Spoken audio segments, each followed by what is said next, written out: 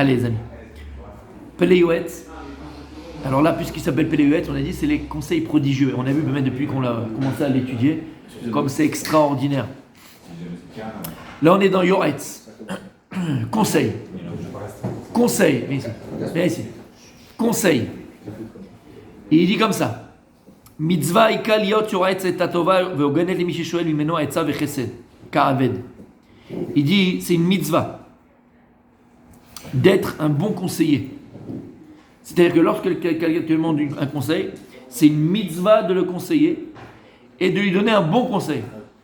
Et regardez, etza tova ve'ogenet. C'est quoi ogenet?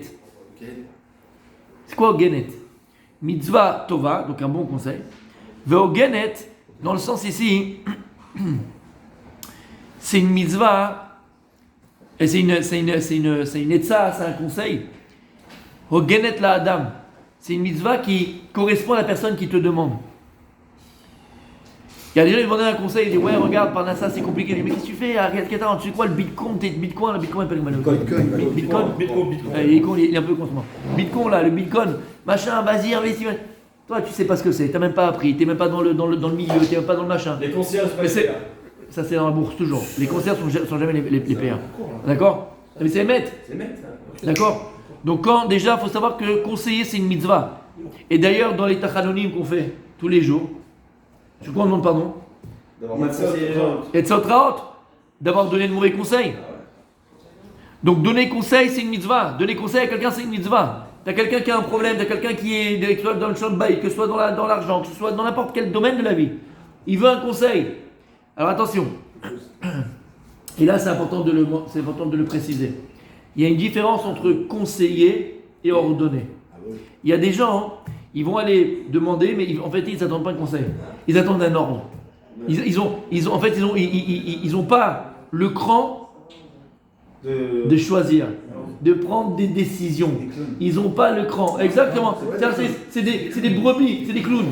C'est des clowns. Il y a des gens qui ont besoin de ça. Il y a des gens qui ont besoin de... Mais c'est pas grave. Alors, attends. Je vais arriver à ça. Mais déjà, d'accord? Pourquoi on dit ça conseil? Et d'ailleurs, bon, on va parler de plein de choses, mais d'ailleurs, c'est le... Non, comment on dit quand tu fais quelque chose? C'est le... Non, il voit ce que je veux dire. Oui, l'action de... Non, mais c'est le... Quel mytho, c'est la kavana, entre guillemets. Ça doit être la kavana, ça doit être... Comment on dit la kavana? L'intention. Voilà. Ça doit être l'intention. Lorsque, par exemple, ça doit être la première gifle, ça doit être la première intention. Ouais, l'intention. C'est la première intention lorsque, par exemple, tu te trouves dans un problème personnel et tu sais pas comment t'en sortir. Et tu vas appeler ton rav. D'accord? Moi, j'ai appris, parce que je suis tombé sur des rabbanim extraordinaires et qui m'ont permis de devenir ce que je suis un tout petit peu aujourd'hui. C'est parce que je suis tombé sur des rabbanim qui m'ont transformé mon existence. Behemet. Et ça s'appelle Siyata Dishmaya et ça s'appelle Srutavot. Behemet. Parce que ça ne dépend pas de toi. Sur qui tu vas tomber, ça ne dépend pas de toi. Hachem, il te met sur le chemin. Et ça s'appelle Srutavot. Non, Behemet, Srutavot. Et j'ai eu le mérite, la chance et l'honneur de tomber sur des rabbanim qui ne m'ont pas cloné. Qui n'ont jamais essayé de me rendre ce qu'eux, ils pensaient être bien, dans l'absolu. Non, pas du tout. Jamais. Et pourquoi je dis ça? Parce qu'à chaque fois, et combien de fois ils m'ont répété que lorsque, par exemple, tu vas avoir un rave, d'accord, pour garder cette indépendance, entre guillemets, cette possibilité de choisir, c'est qu'en vérité, des fois, tu es dans une impasse. Tu as l'ordre, tu ne sais pas quoi faire, d'accord? Pour les écoles, les enfants, pour ceci, pour cela. La démarche, cherchez le mot, c'est pas l'intention. La démarche que tu dois avoir, c'est ça que je veux dire. Ouais, je sais que c'est ça que je veux dire. La démarche que tu dois avoir, c'est que tu dois te dire que je choisis aujourd'hui d'aller demander conseil au Rav. Je choisis ça, que c'est pas quelque chose que je donne ma vie entre ses mains, je mets tout là-bas et puis de toute façon, mâche Omer. Non, la démarche, c'est que comme moi je suis dans le flou, Ma'aminbo, et je crois en lui, je crois en mon Rav. D'accord, qu'il a une Torah, qu'il a une Chokhmat à Torah, une Da'at Torah. Alors, je lui demande, il va me conseiller. Exactement, c'est un conseil. Et même, encore une fois, sois intelligent de suivre ses conseils, sinon tu vas le voir. Mais c'est très fin ce que je suis en train de vous dire. Ce que je suis en train de dire ici, c'est que c'est un conseil qu'il te donne. Et quelle différence? C'est que si c'est un conseil, tu as le choix de l'écouter ou de ne pas l'écouter. C'est dans ce sens-là. Et donc toi, tu choisis de l'écouter pour toujours rester dans le choix et ne pas rester, encore une fois, dans la conformité, être cloné. Tu comprends? Tu peux faire le choix d'écouter. J'ai ce que je viens de dire. Je fais le choix de l'écouter, mais ça reste un choix. Tu peux faire le choix d'aller voir le rab pour l'écouter. C'est ce que je veux dire. Je fais le choix d'aller voir le rap pour l'écouter, mais ça reste un choix. C'est pas ce qu'on dit, on le chante, Comment? Mais c'est un conseil. C'est un conseil. Moi, je connais des gens qui n'ont pas écouté forcément. Non, c'est un être humain d'abord. Habibi, c'est un être humain. C'est un être humain. Après, il a une Torah. Mais vadaï. Donc, une fois, même si tu vas voir Rabbi David dans le nord, tu vas aller voir Rabbi Kanievski, qui tu veux. Rabbi Israël à Sarcelles, d'accord? Qui tu veux, d'accord? Si tu vas voir le Rav, comme il a dit Julien, en général, c'est pour aller, qui tu vas le voir. Ah bah, ce que je suis en train de dire, c'est beaucoup plus fort au niveau psychologique, c'est que tu vas, d'accord, parce que tu as choisi d'aller écouter le Rav. Pourquoi je dis ça? Tout à fait. Voilà, tout à fait. Et pourquoi je dis ça? Même si, encore une fois, la kavana finale, c'est que je vais écouter le conseil de Rav, puisque j'ai confiance en lui. C'est Vada, comme il a dit Rabbi Julien. Mais, attention, ce que je veux dire ici, d'accord? C'est qu'à l'Ivoire, on chantait tous quand on était petits ou en colonie de vacances, d'après cette chanson-là. Quand le rabbi chante, chante tous les chassidim. Quand le rabbi pleure, quand le rabbi rit. D'accord, vous connaissez ça? Ok. Non, s'il te plaît. Pourquoi je te dis ça, mon salik? Écoute bien. Parce qu'il y a cette notion un peu. C'est vrai, il y a une solution de Rébé et Chassid. Le Chassid, tout ce qui fait le Rébé, il le fait. Non, ne dis pas, je suis pas. Le Mishnah, c'est un derer, d'accord? Il y a le Rébé, il y a le Chassid. C'est-à-dire qu'il a vu le Chassid, il a vu que le Rébé, il a peint sa chambre à coucher en verre. Il rentre chez lui, il peint la chambre à coucher en verre. Ne dis pas non. Yesh derer. Et pourquoi pas? Chacun choisit son derer. Yesh derer acheret. Ce qu'on a appelé, c'est pas Rébé et Chassid, c'est Rav et Talmid. Et ça, c'est deux mondes différents. Rav et Talmid, c'est pas un Rébé et Chassid.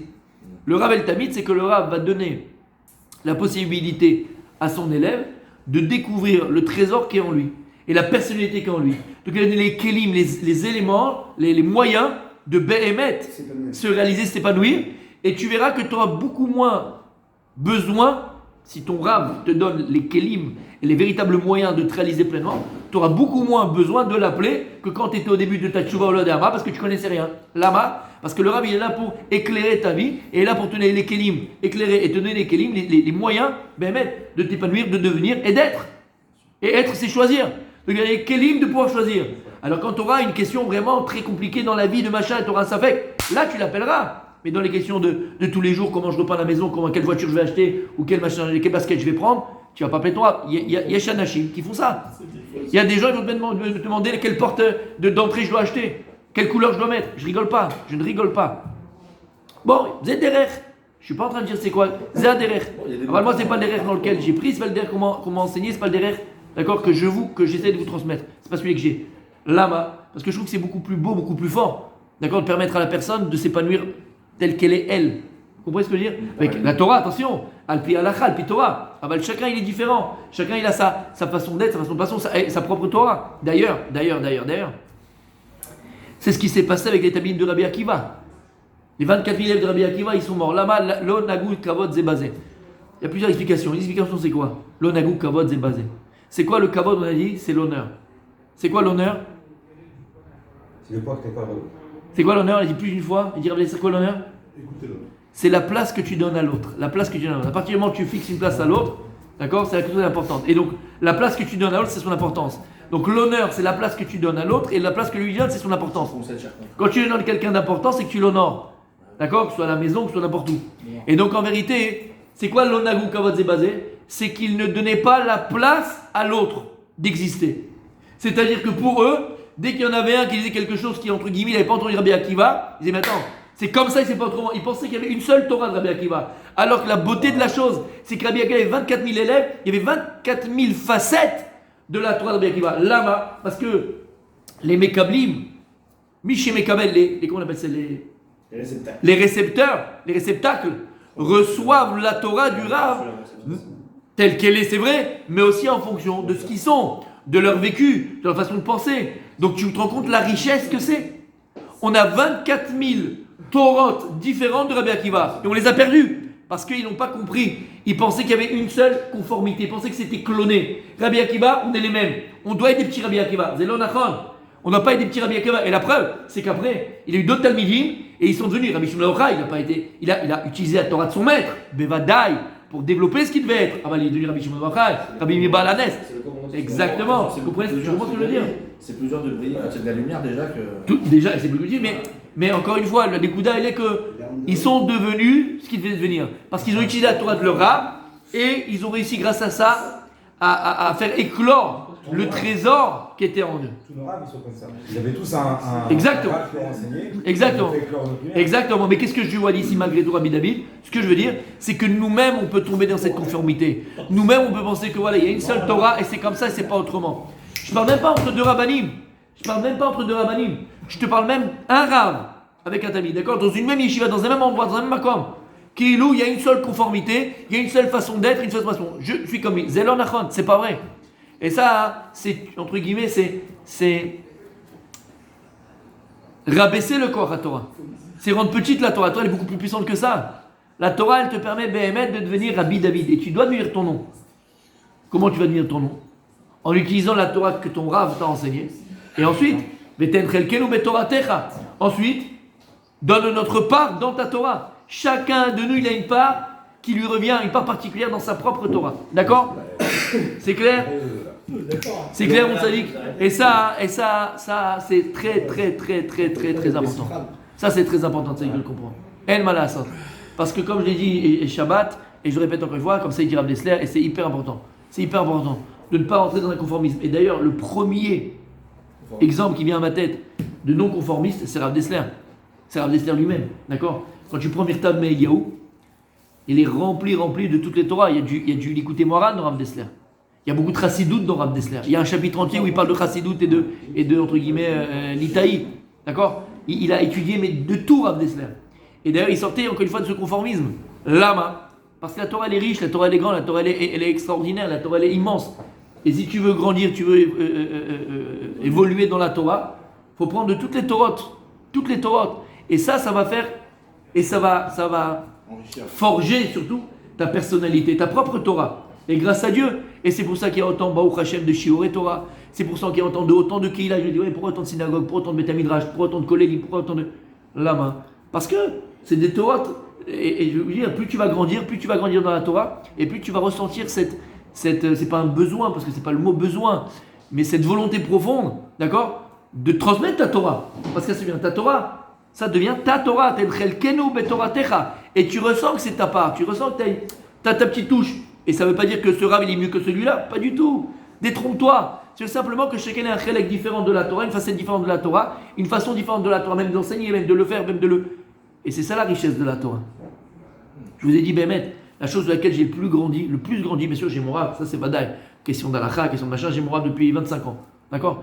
Aval, l'imbécile, l'idiot, excusez-moi du terme, mais je pèse mes mots pour pas être grossier, mais l'imbécile et l'idiot, c'est quelqu'un qui va, parce qu'il a son rêve, il va s'empêcher d'écouter de tel rab ou de tel rab, mais c'est un imbécile, c'est un idiot, Mechila.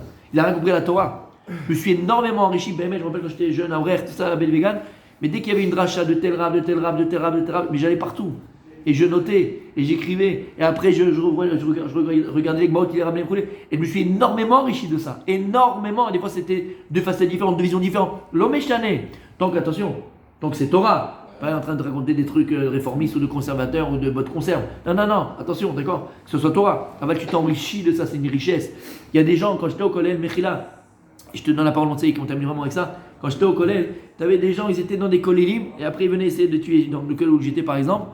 Mais là-bas, on leur a appris, voilà, comme ça on étudiait à Tunis. Comme ça on étudiait, nous les Sfaradim, machin. Et donc ils s'empêchaient le gars d'ouvrir certains livres, parce que c'est pas comme ça qu'on faisait. Mais ils n'avaient pas ces livres en Tunisie, Ahmad. T'es idiot ou quoi? Non, comment est-ce que je veux te dire? Et les gars, Béhémet, pour eux c'était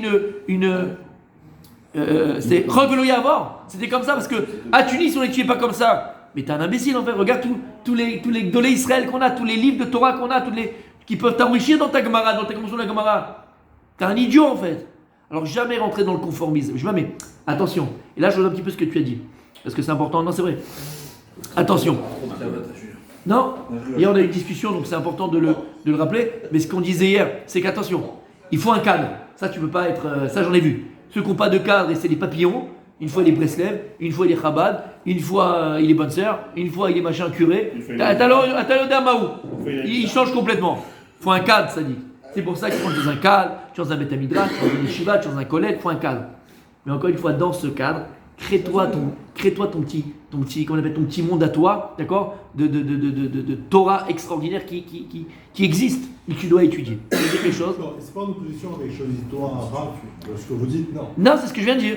Moi j'ai mon Rav, niveau d'Alacha, niveau de machin, niveau de questions très importantes que j'ai pas vues, ça c'est autre chose. Parce que souvent, moi je suis pas d'accord avec ce Rav pour cette décision, mais je suis celui-là sans être opposition.